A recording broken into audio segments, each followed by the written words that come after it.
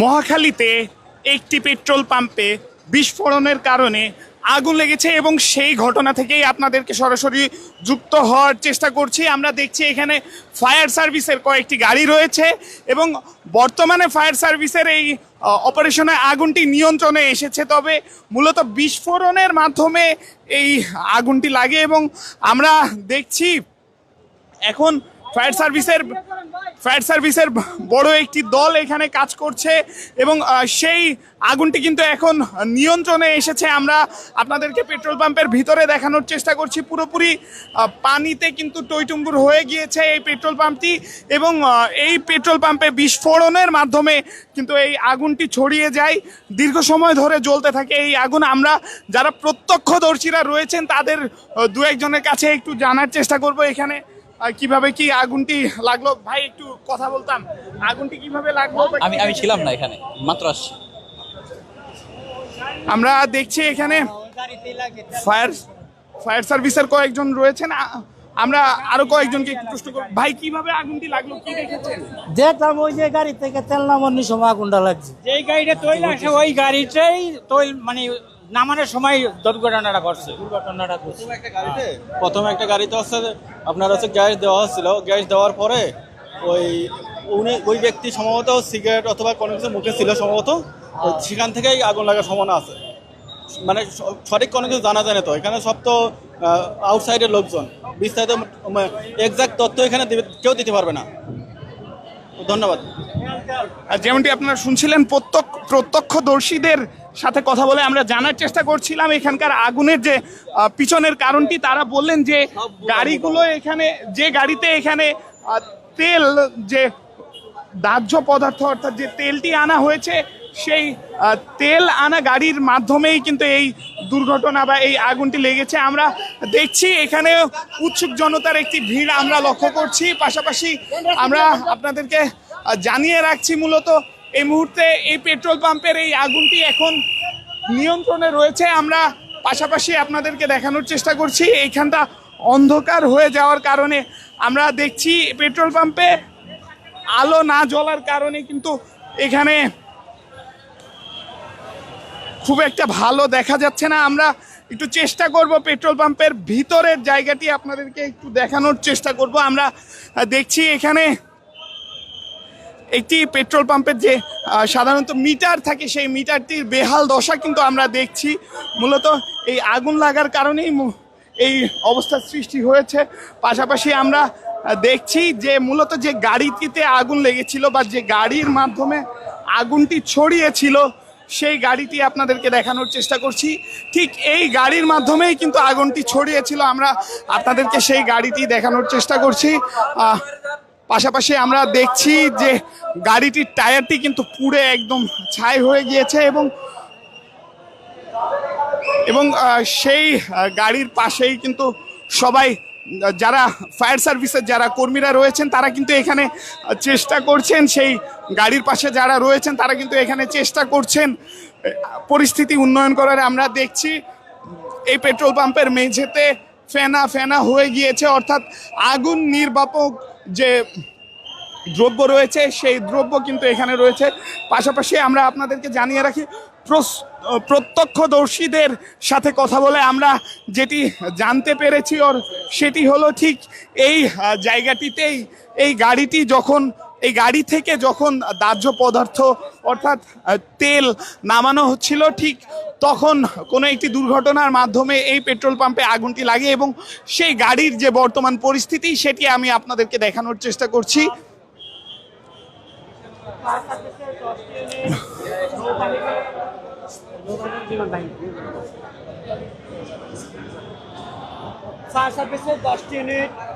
আমরা দেখছি ফায়ার সার্ভিসের 10টি ইউনিট, বিমান বাহিনী এখানে উপস্থিত আছে বিমান বাহিনীর বেশ কয়েকজন সদস্য এবং আমরা দেখছি ফায়ার সার্ভিসের বেশ কয়েকটি ইউনিট এখানে উপস্থিত আছে এবং অতি অল্প সময়ের মাঝেই এই আগুনটি নিয়ন্ত্রণে এসেছে, সেটি আপনাদেরকে জানিয়ে রাখছি। পাশাপাশি আমরা এখনও দেখছি উৎসুক জনতার একটি ভিড় কিন্তু আমরা এখনও লক্ষ্য করছি। পুলিশ এবং যারা এখানে রয়েছেন ফায়ার সার্ভিস এবং সেনা সদস্যরা, তারা কিন্তু চেষ্টা করছেন এই উৎসুক জনতাকে এই জায়গা থেকে সরানোর আমরা আপনাদেরকে দেখানোর চেষ্টা করছি। এই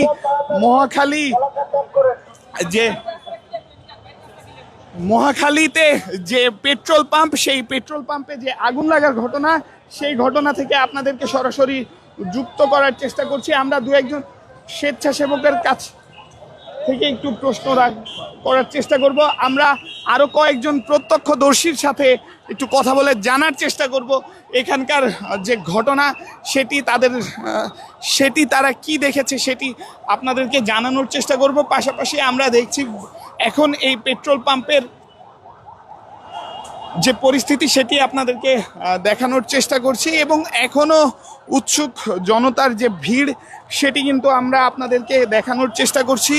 এক্সট্রিম মশার কয়েল প্ল্যান্ট ফাইবার দিয়ে তৈরি, ডেঙ্গু চিকুনগুনিয়া বাহি সহ যে কোনো মশার বিরুদ্ধে দেয় এক্সট্রিম সুরক্ষা। এই পেট্রোল পাম্প এর আগুনটি নেভানোর জন্য যে পানি ব্যবহার করছে, সেই পানি কিন্তু ধীরে ধীরে পেট্রোল পাম্প থেকে বের হচ্ছে। আমরা দেখছি ফায়ার সার্ভিসের যে ইউনিটগুলো এসেছিল সেই ইউনিটগুলো ধীরে ধীরে বের হয়ে যাচ্ছে। আমরা কয়েকজন প্রত্যক্ষদর্শীর কাছে প্রশ্ন রাখবো, তারা আসলে কি দেখেছে। ভাইয়া, এখানে কি হয়েছে? আগুন ধরেছিল, পেট্রোল গাড়িতে আগুন ধরছিল এখানে। কিভাবে ধরেছিল বা কতক্ষণে আগুনটি নিয়ন্ত্রণে এসেছে বলতে পারেন?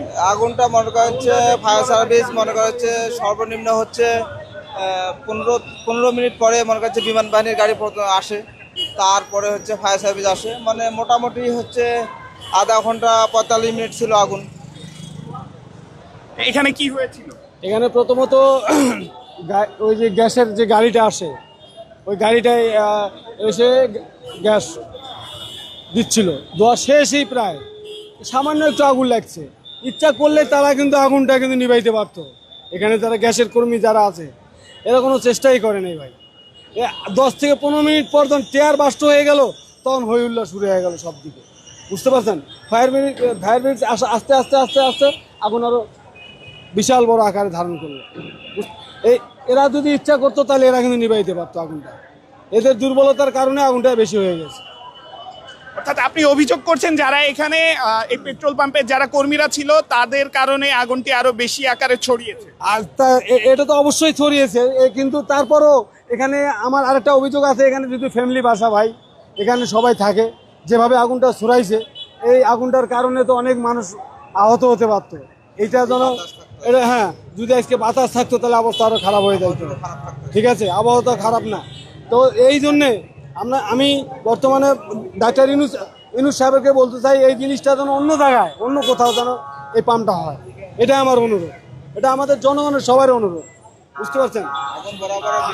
যেমনটি আপনারা শুনছিলেন, তারা কিন্তু অভিযোগ করলো, প্রত্যক্ষদর্শীদের থেকে একজন কিন্তু অভিযোগ করলো এখানে যারা এই গ্যাস নামাতে এসেছিলেন তাদের অবহেলার কারণে আগুনটা বৃদ্ধি পেয়েছে। এটি কিন্তু প্রত্যক্ষদর্শীদের থেকে একজন অভিযোগ করলেন। পাশাপাশি এমনটিও বললেন যে যেহেতু এটি বসত বাড়ি এলাকা, অর্থাৎ এখানে মানুষ বসবাস করে, এই জন্য এখানের যে আগুন লাগার যে পরিস্থিতি সেটি যাতে পরবর্তীতে না ঘটে, এই জন্য এই পেট্রোল পাম্প এই জায়গা থেকে স্থান পরিবর্তন করার আহ্বান জানালেন। আমরা পাশাপাশি আরো কয়েকজনের কাছে একটু প্রশ্ন করবো। ভাই, একটু প্রশ্ন রাখতাম, এখানে কি হয়েছে এবং কিভাবে আগুনটি লাগলো?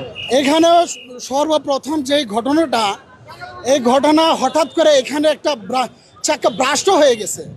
ব্রাস্ট হয়ে যাওয়ার পরে এখানে তেলের গাড়ি উপস্থিত ছিল, তেলের গাড়ির মধ্যে আগুনটা ধরে যায়। আগুন ধরে যাওয়ার কারণে আগুন অনেক ছড়ে যায়। ছড়ে যাওয়ার পরে যে এখানের এলাকার অনেক যুবক লোকেরা এসে এখানে কেউ বা বালু, কেউ বা পানি, যাই যেটা সমর্থ হয়েছে এটা দিয়ে নিয়ন্ত্রণ করার জন্য অনেক চেষ্টা করছে। এর মধ্যে 15-20 মিনিটের মধ্যে আলহামদুলিল্লাহ ফায়ার সার্ভিসের লোক চলে আসছে।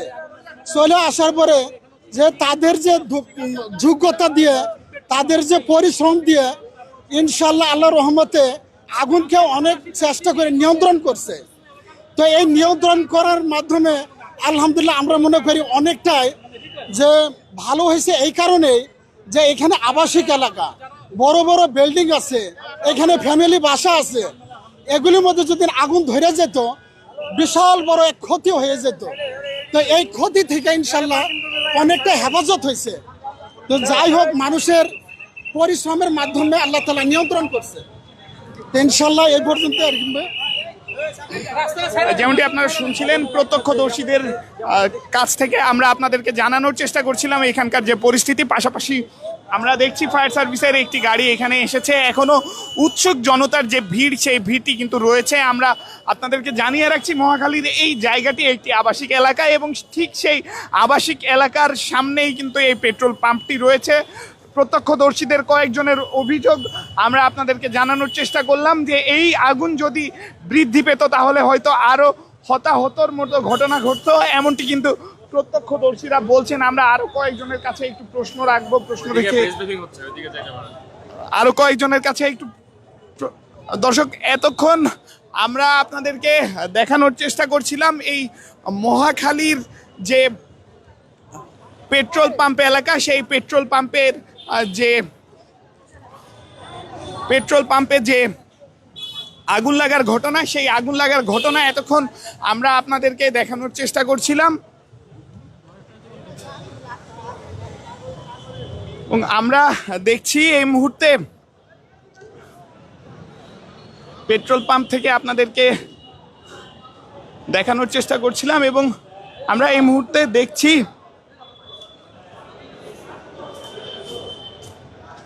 ফায়ার সার্ভিসের যারা রয়েছেন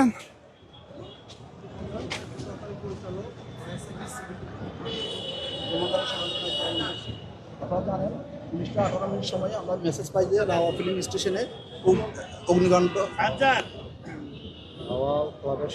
রাওয়া ক্লাবের সামনে ইউরেকা ফিলিং স্টেশনে অগ্নিকাণ্ড সংঘটিত হয়েছে। সেই প্রেক্ষিতে আমরা তেজগাঁও ফায়ার সার্ভিস এবং কুমিল্লা ফায়ার সার্ভিসের 6টি ইউনিট মুভ করে আগুন দ্রুততার সহিত নির্বাপন করে। এছাড়াও আরও 5টি ইউনিট আমাদের পথে ছিল। আগুন যখন নিয়ন্ত্রণে আসছে তখন আমরা 5টি ইউনিট আমরা পথ থেকে আমরা ব্যাক করাই দিই। আগুনের খুবই ভয়াবহতা ছিল, যেহেতু তেলের আগুন, সেহেতু আমরা ফোম ব্যবহার করে আগুনটা খুব কম সময়ের মধ্যে আমরা নিয়ন্ত্রণে আনতে সক্ষম হয়েছি। না, সিএনজি না, শুধু তেলে। না, কোনো হতাহত বা আহত নিহত এরকম কোনো আমরা মেসেজ পাইনি, আমরা পাইনি। এটা হয়তো আমরা আসার আগে হতে পারে, বাট আমরা এসে কোনো হতাহত পাই নাই। আর এখানে ক্ষতি উদ্ধার অগ্নিকাণ্ডের কারণ আমরা আগুন নির্বাপনের পরে আমরা এগুলো চেক করব, আমরা দেখব, দেখে আমরা বলতে পারবো কি কারণে আগুন লাগছে এবং ক্ষতি উদ্ধার কি হয়েছে।